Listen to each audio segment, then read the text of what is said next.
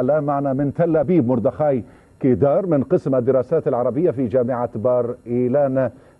سيد مردخاي، هذا القرار هل هو دق مزيد من الأسافين في نعش المفاوضات الفلسطينية الإسرائيلية؟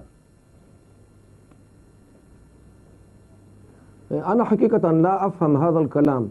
هل على إسرائيل أن تبحث عن إذن من أين في العالم؟ هذه عاصمتنا منذ 3000 عام، وكنا هناك عندما كان آباؤكم يشربون الخمر ويئدون البنات ويعبدون العزى واللات والمنات، فلماذا علينا أن نتكلم عن هذا الشيء؟ هذه هي مدينتنا من 3000 عام وإلى أبد الآبدين. يا أخي إذا كنت تريد عفوا سيد مردخاي، عفوا إذا كنت تريد أن تتحدث عن التاريخ أيضا نحن نتحدث عن القرآن. لا يمكن لك أن تلغي القدس من القرآن. أرجوك أن تبتعد عن الألفاظ التي تسيء للعرب والمسلمين رجاء لنبقى في موضوعنا لو سمحت. الآن هذا القرار ألا يتعارض؟ لم يرد ذكر القدس في القرآن. سبحان الذي أسرى بعبده. ذكر القدس لم يرد في القرآن. طيب ولو مرة واحدة. يا سيدي لنتحدث بالسياسة. عفوا لنتحدث بالسياسة. الجزيرة لنتحدث بالسياسة لو سمحت. أوكي. القدس خارج المفاوضات. القدس لليهود نكتة. لا يمكن الكلام عن القدس بأي شكل من الأشكال، وأنتم تعيدون هذه القضية مرة بتلو الأخرى. عن المستوطنات يا سيد مردخاي، المستوطنات يعني نحن نتكلم عن شقق. يا أخي نحن نتكلم عن شقق جديدة داخل مدينة القدس. أنت تتحدث عفوا سيد مردخاي تتحدث عن بناء حوالي 1000 وحدة، وكان هناك قرار بإقامة 10,000 وحدة وتم وقف هذا القرار، والآن تتم عملية تسريبات من تحت الطاولة 1000 2000 3. يعني القدس ربما ستشمل الضفة الغربية بعد ذلك، أليس كذلك؟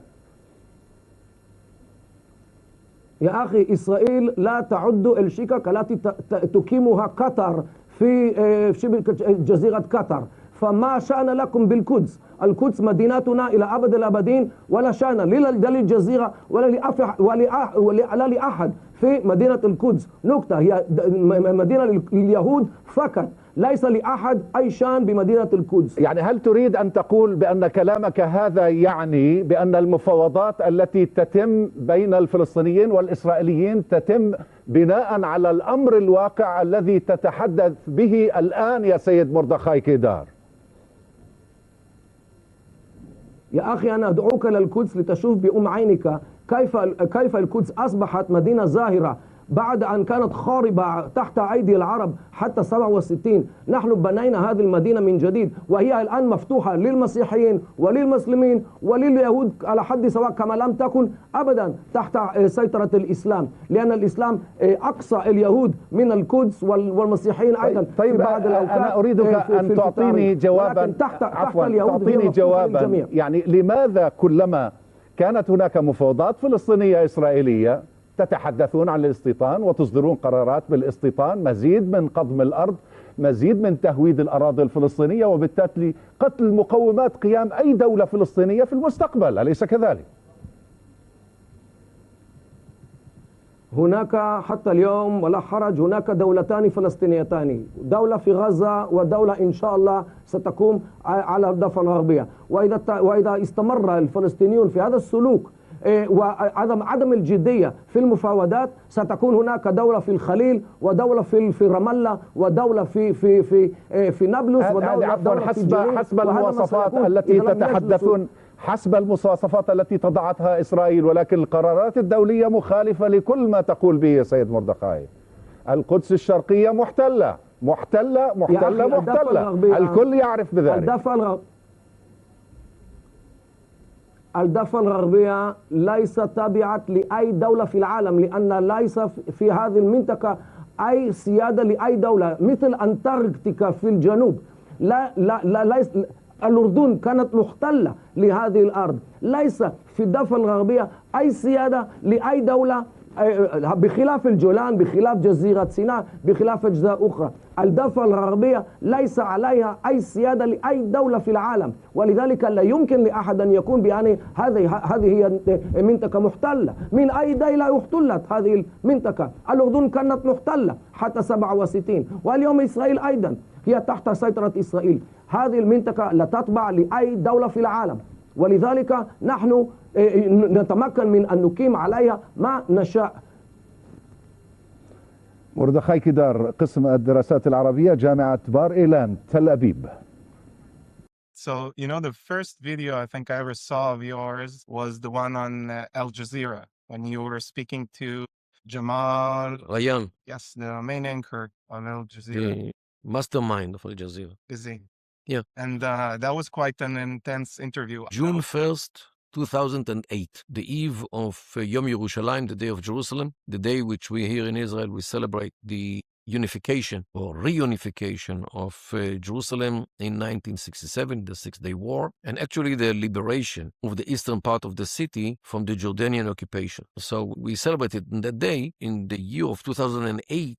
At that day, June 1st, the Israeli government decided to build some hundreds of apartments in two neighborhoods which were built on places which were annexed to Jerusalem after 1967, after the city was liberated.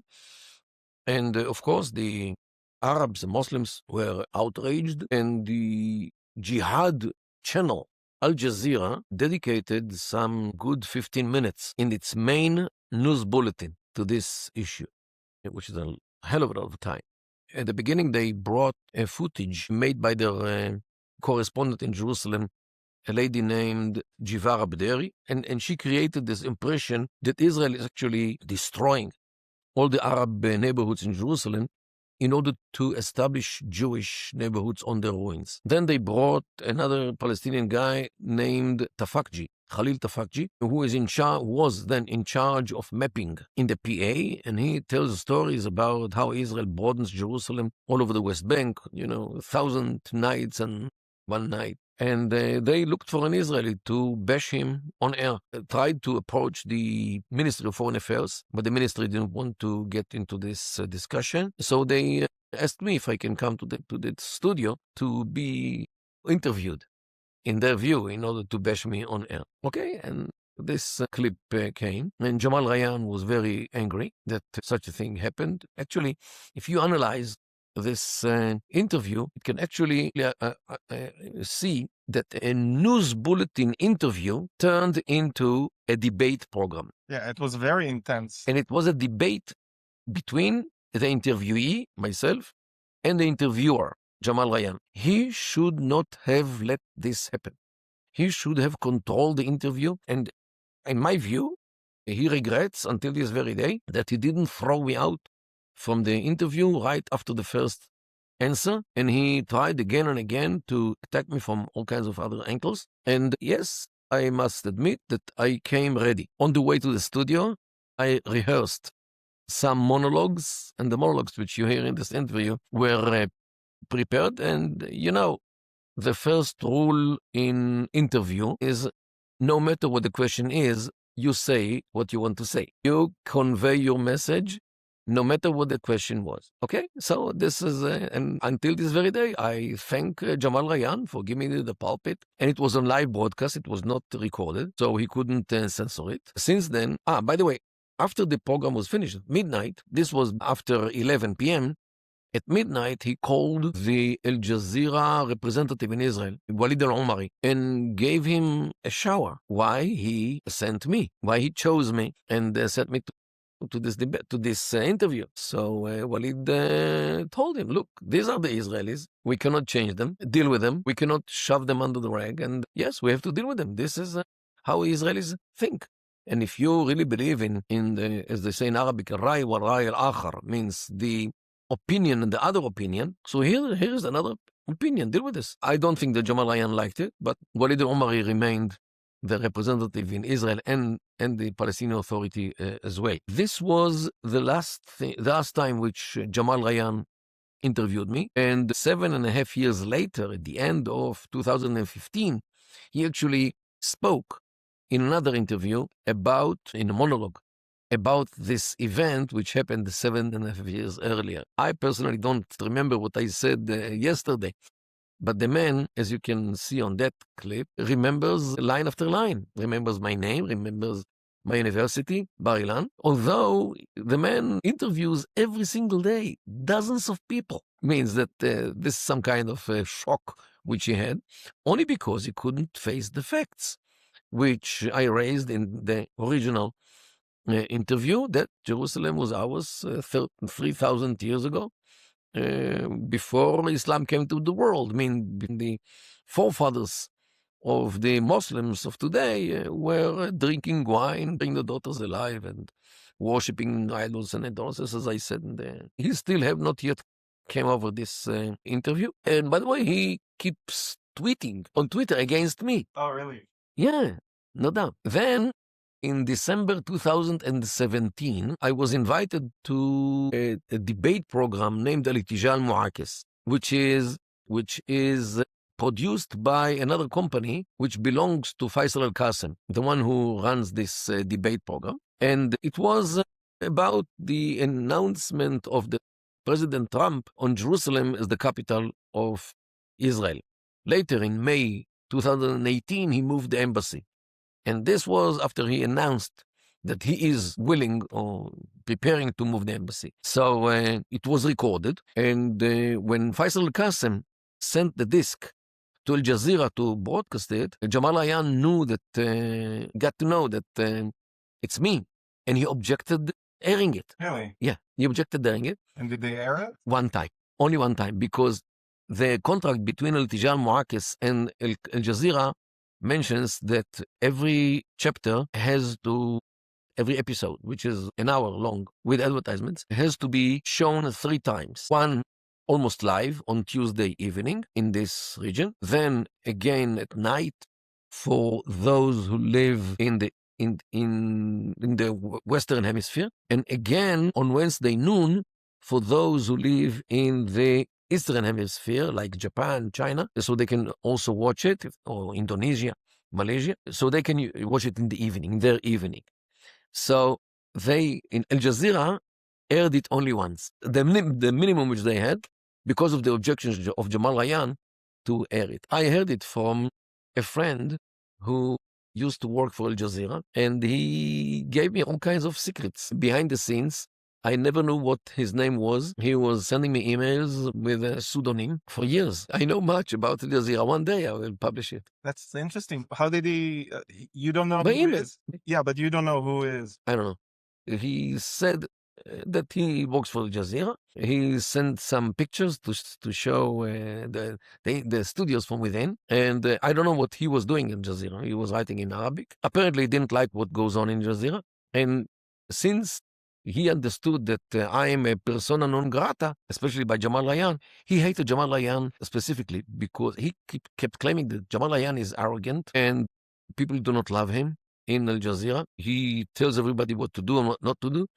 And of course, he is working according to the dictates from the Qatari house, from the ruling family. But nobody loves him. On the contrary, many hate him. So since he and this guy who worked in Al Jazeera understood that Jamal Ayan doesn't like me, he started to send me all kinds of information about this. One day. Oh, I'll wait for that. Yeah. I already gave it to somebody to keep it for me. Wow. Yeah, but you know, this channel Al Jazeera is a Muslim Brotherhood par excellence. Whenever there's anything connected to the Muslim Brotherhood in the Islamic world, they are behind it. Whenever we have issues with Hamas in Gaza, Qatar and Al Jazeera is behind. Whenever a Muslim Brotherhood in Jordan or in Tunisia, the Nahda movement, they always are behind the Muslim Brotherhood. And this is actually the whole makeup of Al Jazeera.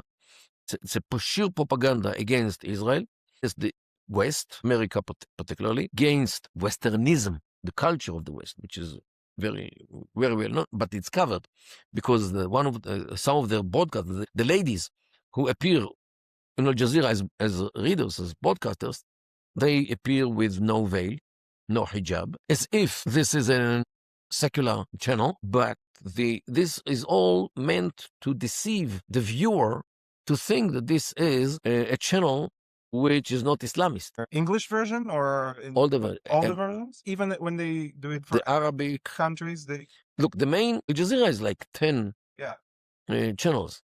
There is Al Jazeera Wathaiki, means documentary. Al Jazeera Clip, Al Jazeera Economy, means oil prices and things like this.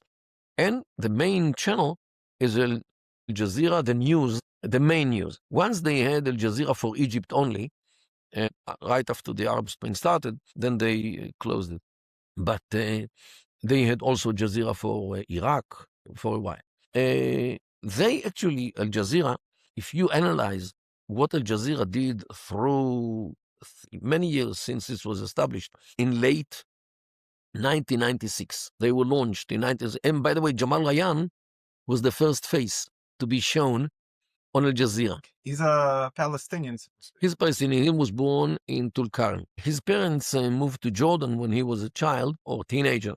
And he became one of the activists of the Muslim Brotherhood. And he attacks Israelis and so forth. Father or grandfather was actually one of the biggest land sellers to Jews. And now he complains that Jews occupied Palestine. So this is Jamal Rayyan. Very, very problematic guy. But this is our enemy. And we should know our enemy. Look, I think that Al Jazeera should be banned from Israel.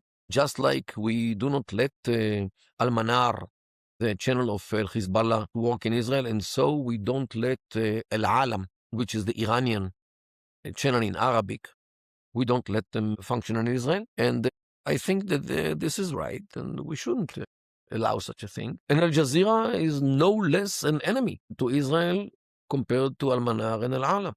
And yet, I have absolutely no idea why Al Jazeera is allowed to work in Israel. And I'm not talking about shutting Al Jazeera. That sounds very bad. I say, not let them work here. Let them broadcast whatever they like from other places in the world. Why should we give them the stage? You know, what they do, their correspondent in Jerusalem goes near the Knesset, stands to the camera, the Knesset is behind him, and the man tells sheer lies. But since the scenery has the Knesset behind him, it gives the lies a seal of approval. This is true. After all, he speaks from Jerusalem, from the heart of the Zionist entity. So how could it be lie? This is what they do. So why should Israel give them the stage? Give them the scenery, give them the background of the Knesset. Let them do it from Jordan. Let them do it from Qatar. By the way, they never show Qatar on Al Jazeera. They never show the as they call it in Arabic, Rinal Fahish, the corrupt wealth of the Qataris.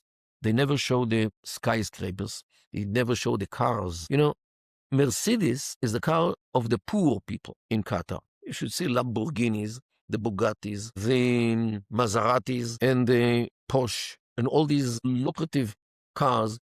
McLaren, you can see even the policemen have a Maserati, I think. Okay, they never show it, because if they showed it, everybody will ask, hey, how did you become so rich? And how come we are still so poor in Egypt, in Jordan, in Syria, in Libya, in Tunisia? And you are so rich, you Arabs. Look, they are constantly talking about others. Al Jazeera never talks about Qatar. Never, almost never. Maybe when there is some conference, international conference, they will show some things and they will quote the emir. But they don't report about anything which happens in Qatar. Only recently, since the Saudi siege was put on Al Jazeera, on Qatar, they started to talk about how Qatar gets along with the siege and so forth.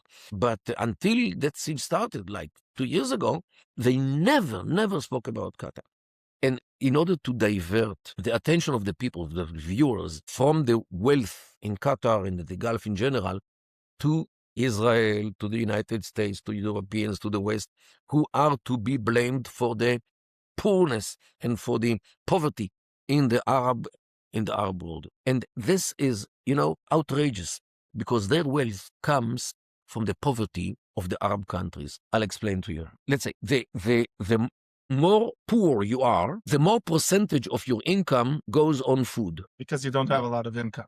Because you don't have for clothing, you don't have for car, you don't have for television, and you must eat, otherwise you die. The richer you are, the less is the percentage of your income which goes for food. Even if you buy lucrative food, yet you have much money for cars, for airplanes, for whatever you have. Okay. Now, the poor people who pay all or almost all of their income on food, they use energy because the food has much energy in it to bake, to plow. Everything which connected in producing food is energy. Energy comes from the Gulf. Means the energy in a food is estimated like 40%. 40% of the cost of the food comes from energy, spent on energy. Means that the poor people in Egypt are paying 40% of their small income to the Gulf to get the energy. Means that the wealth of the Qataris and the other Gulf Emirates comes from the poverty of the Egyptians, of the Jordanians, of the Tunisians, those who do not have oil. And this is mind-boggling. People are not aware of this fact. And this is something which Gamal Abdel Nasser, the president of Egypt, he understood and he kept shouting, Naft al-Arab lil-Arab. Means let the oil of the Arabs belong to all the Arabs. Means why should I buy from you Arabs? I'm an Arab. Why shouldn't you give me our oil for free? I am poor. I have to feed who knows how many millions of Egyptians. Why should I spend so much money in order to what? To make you richer? You don't know even what to do with the money, especially those days in the 50s and the 60s. They didn't know what to do with the money. So, and they, means the Gulf, Qatar and the others, they heard these slogans of Naft al-Arab lil-Arab, and he was actually connected with the Soviets those days. So they went to the Americans to protect them from the wrath of Egypt and the other Soviet directed countries in the Middle East, like Syria, Libya, under Gaddafi and so forth. So this is actually what they try to divert the attention of the poor Arabs from the wealth of the Gulf Emirates, Qatar included. And this is why they concentrate all the time on Israel and America and others, and they never show the Qatari and the other Emirates streets, lest those poor Arabs see this wealth and ask, well, where do you have this wealth from? Who pays you? It's us, actually. Okay, so this is how Al Jazeera, by the way, Al Jazeera in this case is not significantly different from other Gulf channels who usually do not report about what goes on in their Emirates in order not to show the wealth which these people have. So, unfortunately, the diversity of income in the Arab world is tremendous. You see on one side billionaires who don't even know how many billions they have in the Gulf, and you see people who live on $0.25 per day in Egypt and in other Arab countries, not to mention in Syria, also something which Al Jazeera incited. Look, Al Jazeera, since 1996, when it was launched, it delegitimized the Arab regimes. I would describe, look, the Arab world anyway, the regimes are illegitimate, but Al Jazeera added incitement against those regimes by calling them the regimes of 99% under the zero. You know, because they were like Assad, Father Assad had every 5 years referendum. So he was the only candidate. So he always won in 99% something. Okay? So Al Jazeera was calling them the rulers of 99% under the zero. I mean, there is no such a thing, but they created it in order to delegitimize them and many other dictatoriat, as they call them.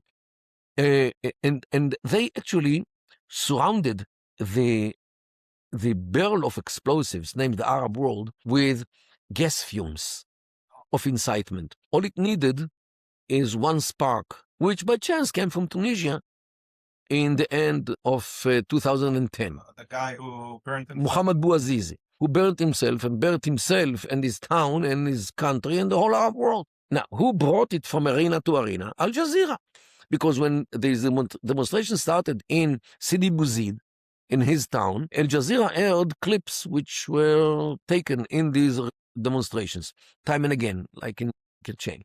So demonstrations came to Tunis, and the demonstrations actually demonstrated in front of the Al Jazeera bureau, so they can be filmed. So they filmed them from the window, and they showed it non-stop. They were talking, and Azmi Bshara, who was then already in Al Jazeera, the commentator on the Arab world, kept asking, okay, now Zain al-Abidin Ben Ali, the president of Tunisia, ran away. It was the end of January 2000. Who is next? Who is next in line? Many came. And it started in the 25th of January in Egypt. It started right after that in Libya. And in March 2011, it started in Syria. Then it had also its demonstrations in Bahrain, which the Saudis crashed. Then there was a beginning in Algeria, which was crashed. Then it started in Yemen. Al Jazeera, actually, by showing these demonstrations day after day, night after night, people got the idea and they ran to the streets wherever they were. Because if the Egyptians can. And look, in Egypt, Mubarak survived less than 3 weeks. The demonstration started in 25th of January 2011. He was ousted by Tantawi on February 11. Means like 17 days. Okay, not even 3 weeks. So people in Syria saw it works so easy. In Tunisia, a month. And in Egypt, not even 3 weeks. Maybe we can do it here. And it started in Daraa, in southern Syria, but it continued in Syria, unlike their plans, because in Syria the regime is different. But in Yemen as well, it started and continued until Ali Abdullah Saleh, the president, was hit by an RPG rocket, which was launched into the mosque where he was praying. This is what happened. But definitely Al Jazeera was the carrier of the spark from arena to arena. And people actually accused Al Jazeera later for actually bringing the situation which Daesh came. Means the ISIS, because of the deterioration of the regimes in both Iraq and Syria, this enabled ISIS to turn or to start from Al-Qaeda of Iraq and to turn into ISIS. This is something which came mainly because of the incitement of Al Jazeera against the regimes and for Islamism. So some people took it to the end and they established ISIS. Of course, ISIS had the support of Turkey at the beginning. Without it, it wouldn't be existing. And apparently Iran also supported it in a way or another at the beginning when it was against the Sunnis in Iraq, those who didn't join it. But later, when they understood that the genie came out of the bottle in fights against Assad, when they came to Syria, they stopped it, the support. And look, the Iranians also always play a very interesting game between Sunnis. Iran supports Hamas, and Hamas is a Sunni organization. Okay, so Iran knows how to manipulate between Sunnis in order to have Sunnis fight with Sunnis. I published an article about this. Why is the State Department so in front of the Muslim Brotherhood? What happened is that since September 11, Americans understood that Muslims hate them. And it puzzled them. Why do they hate us? Is it because of what we do, or is it because of what we are? And there's a big difference, because if it is because of what we Americans do, we can change maybe what we do. But if it is because of what we are, this is much harder to be changed. And in 2005, they asked a group of some dozens of scholars all over the world. They directed this question, including myself. I got this, they asked me to write an essay about this question, why Muslims hate the West. Sub-question is it because of what we are, or is it because of what we do? So I wrote a whole essay about this. You can read it online, about gender and family issues which cause tension between Islam and the West. Mainly because the West is permissive when it comes to gender and family issues or sex issues. The West considers the women to be equal, while Islam is not. The West promotes kinds of new gender definitions which Islam rejects. All these things about gender, Islam cannot accept polygamy, bigamy, marrying within the family, which is well known in Islamic societies, means cousins, forced divorce, marriage of young girls, which is unacceptable in Western societies. All these things about gender and family issues, which create resentment in Islamic societies. I wrote this essay, and then apparently there are many other researchers who actually talked about more politics. You support Israel, you Americans, you support the Jordanian regime and the Egyptian regime and all these despotic regimes which we don't like. Of course, and this is what you do. I talked about what you are. Since the West promotes the status of women and so forth, it's actually they hate us, means the Westerns, because of what we are. Many of those who were asked about why do they hate us concentrated on what you Americans do, means supporters. So the State Department decided to shift the support from the regimes to some Islamic organization, which is not terrorist, which is acceptable, which is wanted by the people, and they looked for and they found the Muslim Brotherhood. Because the Muslim Brotherhood actually care for the people, especially in Egypt. They care for the needy people, those who live in unplanned neighborhoods, they call in Arabic ashwaiyat, without electricity, without running water, without sewage, without medical services, without education almost, without anything. Just live on boxes, wooden boxes, make $50 per day, if at all, and they live in such places without any facilities, which is livelihood. And the Muslim Brotherhood would care for them, bring them water, give them food, give them health care, education, jobs, they try to find for them. And they actually do what the government does not do for these needy people. So, since they are such good organization, let's shift our support, our Americans, let's shift the support to the Muslim Brotherhood. They will care for the people. In the American embassy in Egypt, there was a person who was actually the liaison officer between the State Department and the Muslim Brotherhood.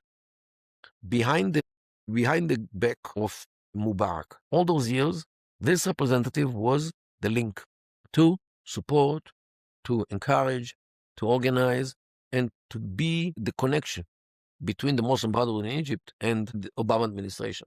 Maybe it was even before the Obama administration. I would not overlook this. And they were actually waiting for the opportunity. And here comes the Arab Spring, and Tantawi takes the regime,